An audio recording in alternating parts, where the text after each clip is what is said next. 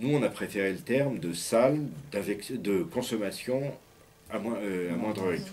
Réduire ça veut dire qu'on dit clairement pourquoi c'est l'objectif, c'est pas de superviser les usagers, ce qui a une connotation de contrôle, mais c'est bien de réduire les risques. Donc l'intérêt, c'est de pouvoir leur dire aujourd'hui, franchement, c'est pas sérieux d'injecter, mais par contre, on a une salle de sniff à côté, on a une salle où tu peux fumer à côté, et donc passer d'un mode d'usage, du mode d'usage le plus dangereux, qui est l'injection, à un mode de consommation qui est moins dangereux, encore une fois, fumée, inhalation ou autre. Et c'est à la fois intéressant parce qu'on peut proposer quelque chose plutôt que de dire faut pas que tu te shootes ou tu vas te shooter ailleurs, sinon les risques que tu prends, on ne veut pas les assumer. Donc on peut proposer autre chose.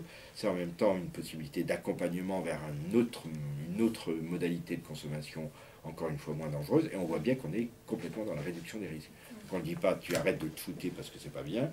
Ça c'est nul, ça n'a jamais marché. On ne dit pas tu arrêtes de te shooter parce que tu as des abcès et que c'est trop dangereux, mais on réduit les risques.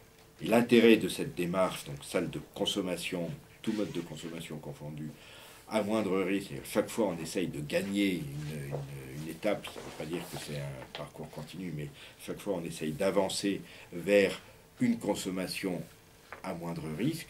L'intérêt, c'est aussi de pouvoir aboutir à la substitution, voire à l'abstinence, mais si c'est possible.